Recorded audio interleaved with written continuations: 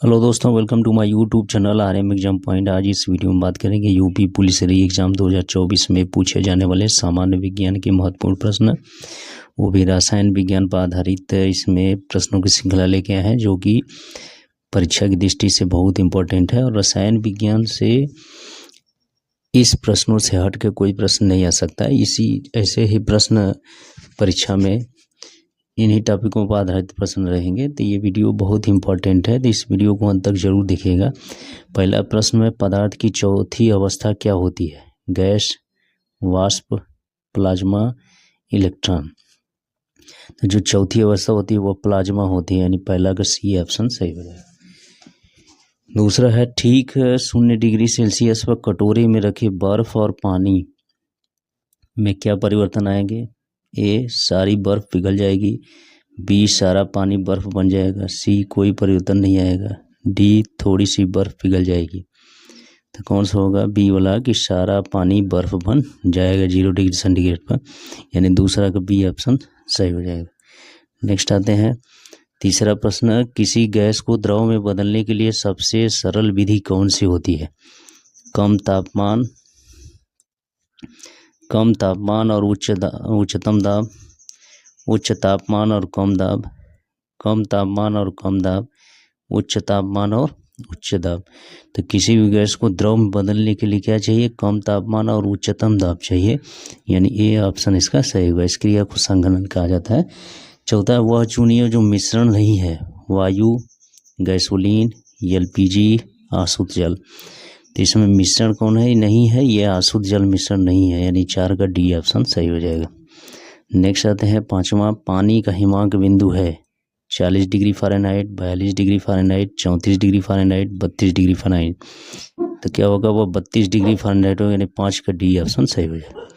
छठवां, उस प्रक्रिया का क्या नाम है जिसमें गैस सीधे ही ठोस वस्तु यानी सॉलिड में परिवर्तित हो जाती है? Sublimation, deposition, condensation, evaporation. तो कौन सी प्रक्रिया कहलाती है? ये छठवां का इसमें डिपोजिशन कहलाती है, यानी 6 का बी ऑप्शन सही हो जाए। नेक्स्ट आते हैं सातवां, सही कथन का चयन कीजिए। मिश्रण समांगी होते हैं। एक मिश्रण में घटक नियत अनुपात में उपस्थित होते हैं। किसी मिश्रण के घटकों को पृथक नहीं किया जा सकता है।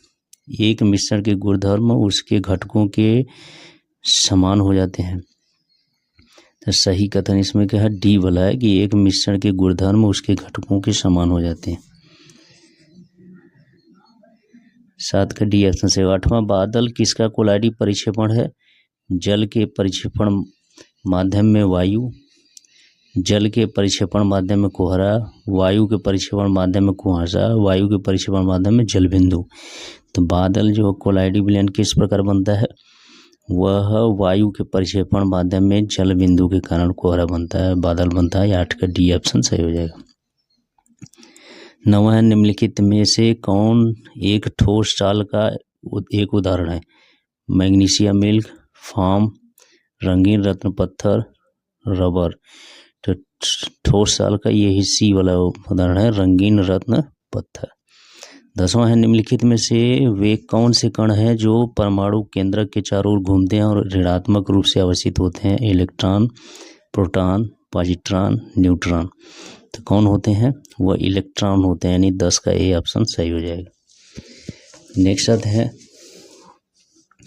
11वां प्रश्न, परमाणु का न्यूक्लियस बने होते हैं प्रोटॉन और इलेक्ट्रॉनों से, प्रोटॉनों और आइसोट्रॉनों से, इलेक्ट्रॉनों और न्यूट्रॉनों से, प्रोटॉनों और न्यूट्रॉनों से। परमाणु का जो न्यूक्लियस होता है वह बना रहता है प्रोटॉनों और न्यूट्रॉनों से, यानी 11 का डी ऑप्शन सही हो जाएगा। 12 है, न्यूक्लियस में परमाणु क्रमांक को दर्शाता है कौन? Proton, neutron, electron, hydron. तो कौन दर्शाता है? प्रोटॉन दर्शाता है, यानी 12 का ए ऑप्शन सही हो जाएगा। नेक्स्ट आते हैं 13वां प्रश्न, उन तत्वों को क्या कहा जाता है जिनमें समान संख्या में प्रोटॉन और भिन्न संख्या में न्यूट्रॉन होते हैं? समस्थानिक, समायवी, संभार परमाणु, अपरूप। तो क्या कहलाते हैं? ये समस्थानिक कहलाते हैं। समस्थानिक की विशेषता है, यानी 13 का ये ऑप्शन सही होगा। 14 जब आप एक परमाणु के न्यूट्रॉनों की संख्या को बदल देते हैं तो इसका बदल जाता है समस्थानिक, आयन, आवेश, तत्व संख्या। तो क्या बदलता है? समस्थानिक बदल जाता है, यानी 14 का ए ऑप्शन सही हो जाएगा। नेक्स्ट आते हैं 15 परमाणु ऊर्जा के उत्पादन में प्रयोग किया जाने वाला आइसोटोप निम्नलिखित में से कौन सा है? Uranium 235, uranium 238, uranium 234, uranium 236। तो कौन है ये? यूरेनियम 235 वाला है, यानी 15 का ये ऑप्शन सही हो जाए। 16 है परमाणु पाइल का प्रयोग कहाँ होता है? यक्ष किरणों के उत्पादन में, नाभिकीय विखंडन के प्राचलन में, ताप नाभिकीय संलयन के प्राचलन में, परमाणु त्वरण में। किसमें किया जाता है? नाभिकीय विखंडन के प्राचलन में किया जाता है, यानी 16 का बी ऑप्शन सही हो जाए।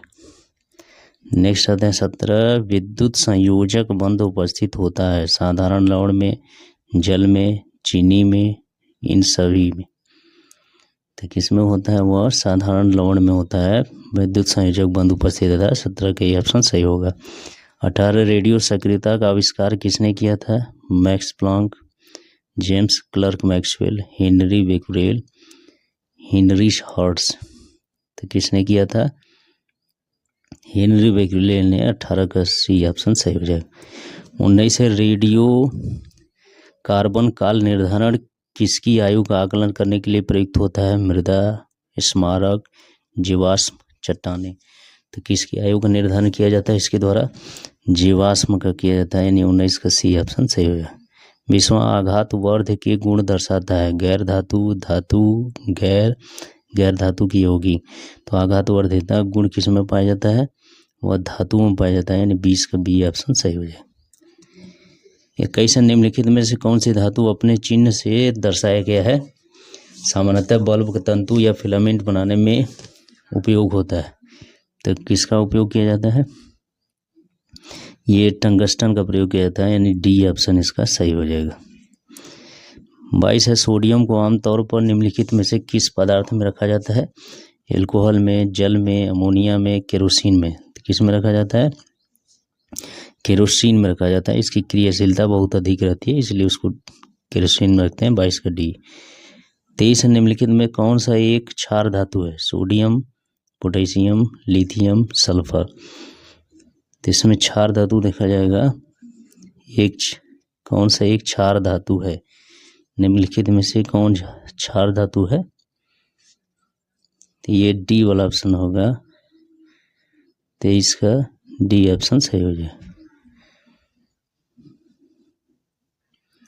24 क्षार धातु नहीं है, इसमें जब ऑप्शन रहेगा नहीं लिखा रहेगा तब जाके सल्फर वाला सेलेक्ट करेंगे। वैसे ये सोडियम, पोटेशियम, लिथियम क्षार धातु ये तीनों है, तो ये यहाँ पर नहीं होना चाहिए। 24 लोहा किससे निकाला जाता है? हिंगुल से, हेमेटाइट से, बॉक्साइट से, डोलेमाइट से। तो 24 का इसमें बी वाला हेमेटाइट से, यानी ये इसका एस होता है लोहे का। तो इस तरह से इस वीडियो में हम लोग 24 क्वेश्चन के बारे में डिस्कस किए, जो कि परीक्षा की दृष्टि से बहुत ही इम्पोर्टेंट है।